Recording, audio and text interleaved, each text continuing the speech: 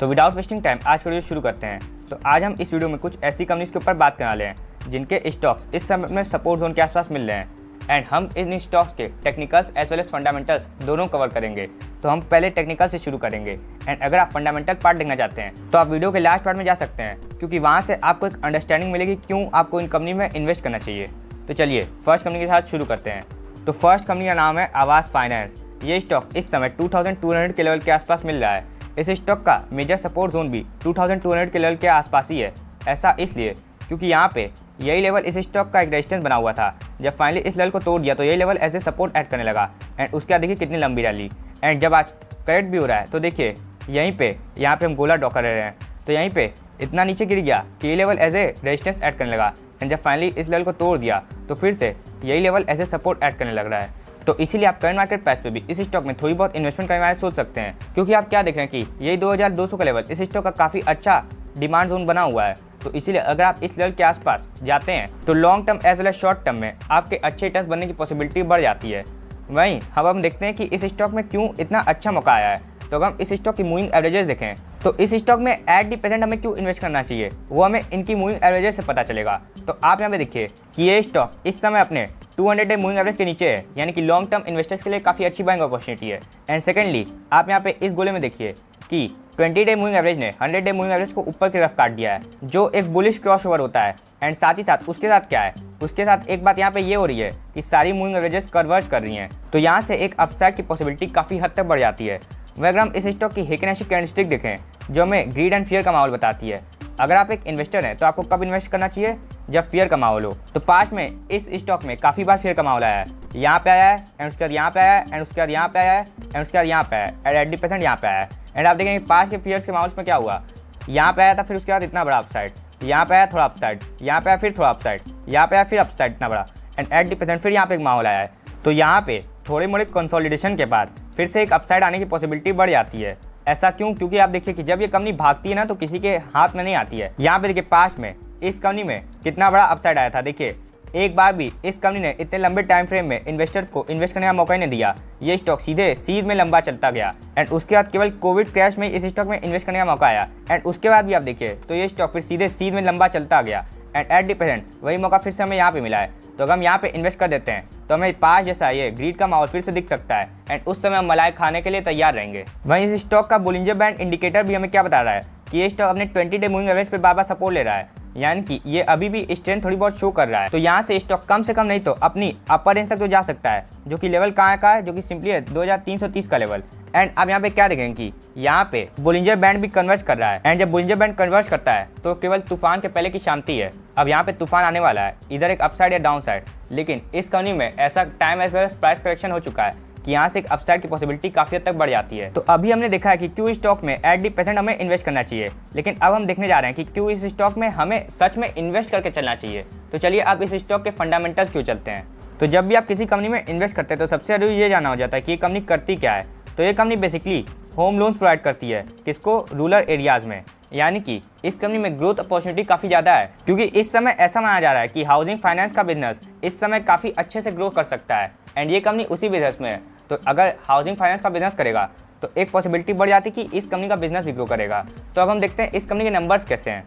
तो इस कंपनी का मार्केट कैप बेसिकली 17,000 करोड़ का है, यानी कि ये अभी एक मिड कैप कंपनी है, यानी कि यहाँ पे स्मॉल कैप जितना रिस्क भी नहीं है एंड लार्ज कैप जितने कम रिटर्न भी नहीं मिलेंगे, जो एक परफेक्ट बैलेंस बन जाता है एज ए इन्वेस्टर। अगर हम इस स्टॉक का पी देखें तो 45 का है, ये थोड़ा ज़्यादा तो लग रहा होगा, लेकिन अगर हम इसको इनके पीजी रेशियो से कंपेयर करें तो इनका पीजी रेशियो 1 का है, यानी कि इस कंपनी ने अपने पी के मुकाबले उतनी ग्रोथ भी शो की है, जो काफ़ी पॉजिटिव साइन है। वहीं इनका आरओसी एंड आरओई देखें तो 9.5 एंड 13%, जो काफ़ी अच्छे नंबर्स होते हैं हाउसिंग फाइनेंस कंपनी के लिए। वहीं अगर हम डेट टू इक्विटी रेशियो देखें तो कंपनी का डेट टू इक्विटी रेशियो 2.85 का है। ऐसा होना ही था क्योंकि ये कंपनी बेसिकली एक फाइनेंस कंपनी है एंड फाइनेंस कंपनी का बिजनेस लोन के बिना चल ही नहीं सकता।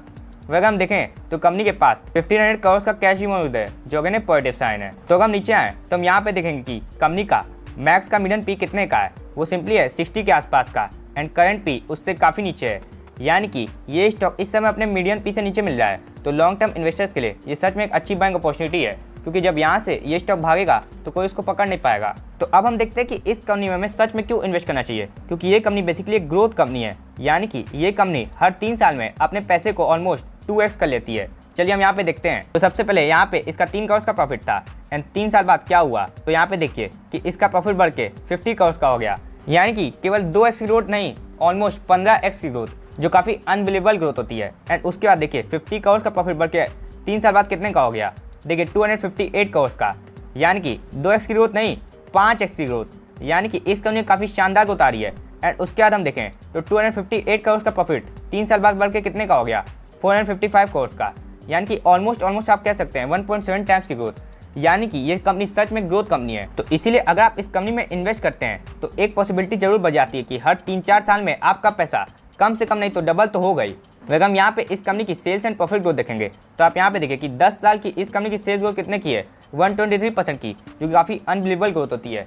यानी कि ये कंपनी हर साल अपनी सेल्स को 2 टाइम्स कर लेती है, जो काफ़ी पॉजिटिव साइन है। अगर हम इस कंपनी की कंपाउंडेड प्रॉफिट ग्रोथ देखें तो देखिए 5 साल की 44%, जो काफी अनबिलीवेबल नंबर्स होते हैं सच में। यानी कि इस कंपनी में काफी फास्ट ग्रोथ आ रही है। अगर हम इस कंपनी का रिटर्न ऑन इक्विटी देखें तो आप यहाँ पे देखिए कि 10 साल से इस कंपनी का रिटर्न ऑन इक्विटी 13% के आसपास स्टेबल है, जो किसी भी कंपनी की स्ट्रेंथ को शो करता है। अगर हम इस कंपनी की बैलेंस शीट देखें तो सबसे पहले ये कंपनी अपने शेयर कैपिटल डाइल्यूट नहीं करती है, जो काफी पॉजिटिव साइन है। हमें यहाँ पे देखने को मिल रहा है कि इस कंपनी के शेयर कैपिटल ऑलमोस्ट कॉन्स्टेंट रहते हैं। एंड अगर हम इस कंपनी के रिजर्व देखें तो लॉन्ग टर्म में देखिए 2 करोड़ से बढ़ के आज इस कंपनी के रिजर्व 2700 करोड़ पे पहुंच चुके हैं, जो काफी पॉजिटिव साइन है।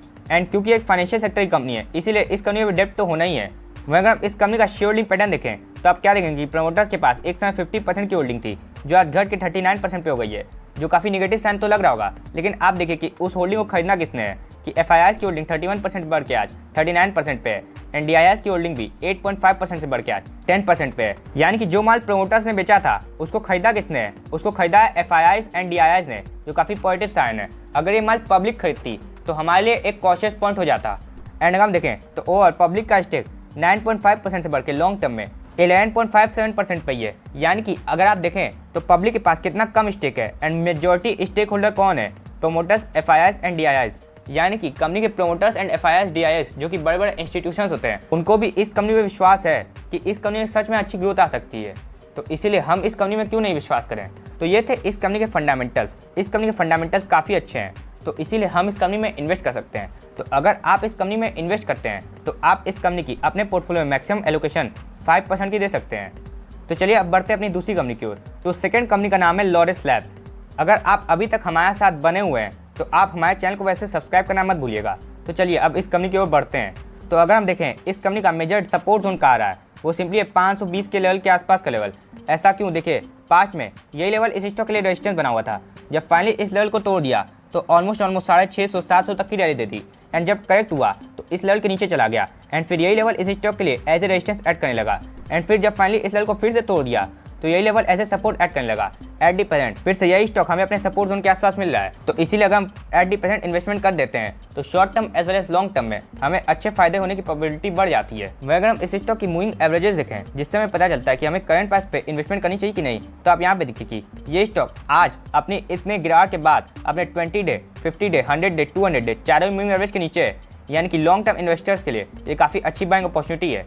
एंड अगर हम इस स्टॉक की हेगेनेशी कैंडलस्टिक देखें जिससे हमें ग्रीड एंड फियर का माहौल पता चलता है, तो हम यहाँ पे क्या देखेंगे कि इस समय यहाँ पे एक फियर का माहौल बनना शुरू हो चुका है। अगर हम पास्ट में देखें तो देखिए यहाँ पे एक फियर का माहौल बना था, उसके बाद क्या हुआ, एक अपसाइड, कंसोलिडेशन के बाद एक अपसाइड।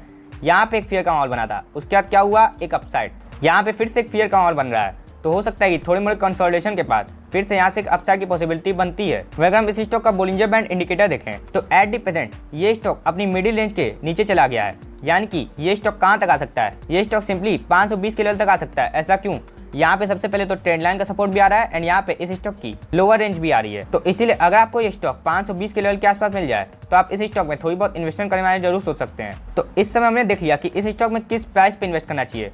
अब हम देखते हैं कि इस स्टॉक में क्यों इन्वेस्टमेंट करनी चाहिए। तो इसीलिए अब हम इस स्टॉक के फंडामेंटल्स क्यों चलते हैं। तो ये कंपनी बेसिकली काम काज क्या करती है, तो ये कंपनी बेसिकली फार्मास्यूटिकल सेक्टर से बिलोंग करती है। तो चलिए अब इस कंपनी के फंडामेंटल्स देखते हैं। तो अगर हम देखें तो ये कंपनी बेसिकली एक मिड कैप कंपनी है जिसका मार्केट कैप 28,000 करोड़ का है। यानी कि इस कंपनी में भी आवास फाइनेंशियल जैसा केस है। यानी कि इस कंपनी में भी रिस्क कम है एंड रिवॉर्ड ज़्यादा है, जो बेसिकली मिड कैप्स कंपनी के साथ होता है। अगर हम इस स्टॉक का पी देखें तो 37 का है। अगर हम इस इंडस्ट्री का पी देखें तो 25 का है। यानी कि वहाँ से भी ये स्टॉक बहुत ज़्यादा तो महंगा नहीं है। एंड का हम पीजी रेशियो देखें तो 1.24 का है, जिसके हिसाब से भी ये पता चलता है कि ये कंपनी अपने पी को जस्टिफाई कर पा रही है। तो यानी कि इस कंपनी की वैल्यूएशंस बहुत ज़्यादा नहीं है। वहीं अगर हम इस कंपनी का डेट टू इक्विटी रेशो देखें तो 0.49 का है, यानी कि इस कंपनी के ऊपर बहुत ज़्यादा भी डेप्ट नहीं है। एंड अगर हम इनका ROC एंड ROE देखें तो देखिए 23 एंड 24%, जो काफ़ी शानदार नंबर्स होते हैं किसी कंपनी के लिए। यानी कि ये कंपनी अपने shareholders as well as जिनसे भी पैसा लिया है उनके पैसों पर काफ़ी शानदार रिटर्न जनरेट कर पा रही है। तो क्यों हमें इस कंपनी में 80% इन्वेस्ट करना चाहिए, वो हमें पता चलेगा इनके नेट प्रॉफिट से। तो देखिए इस कंपनी का नेट प्रॉफिट 88 करोड़ पे था 2013 में, एंड वही net profit all time high के आसपास 956 करोड़ पे पहुंच गया था, एंड 80% भी 750 करोड़ के आसपास है। यानी कि लॉन्ग टर्म में केवल 8-9 सालों में ही इस कंपनी का प्रॉफिट 10 गुना हो चुका है, जो काफ़ी शानदार ग्रोथ होती है। अगर हम इस कंपनी की compounded sales and profit growth देखें तो इस कंपनी की कंपाउंडेड 10 साल की सेल्स ग्रोथ कितने की है, वो सिंपली 26% से ज़्यादा की, जो कि काफ़ी शानदार ग्रोथ होती है। एंड अगर हम प्रॉफिट ग्रोथ भी देखें तो 10 साल की प्रॉफिट ग्रोथ ऑलमोस्ट 43% के आसपास है। यानी कि इस कंपनी में भी लॉन्ग टर्म में काफ़ी अच्छी ग्रोथ आ रही है। तो इसीलिए हम भी इस कंपनी में इन्वेस्ट करके जरूर चल सकते हैं। अगर हम इस कंपनी का स्टॉक प्राइस CAGR देखें तो देखिए इस कंपनी का 5 साल का स्टॉक प्राइस CAGR 38% का है, जो काफ़ी शानदार रिटर्न होते हैं। एंड अगर हम इस कंपनी का रिटर्न ऑन इक्विटी देखें तो इस कंपनी का भी रिटर्न ऑन इक्विटी प्रोटेक्टेड रहता है।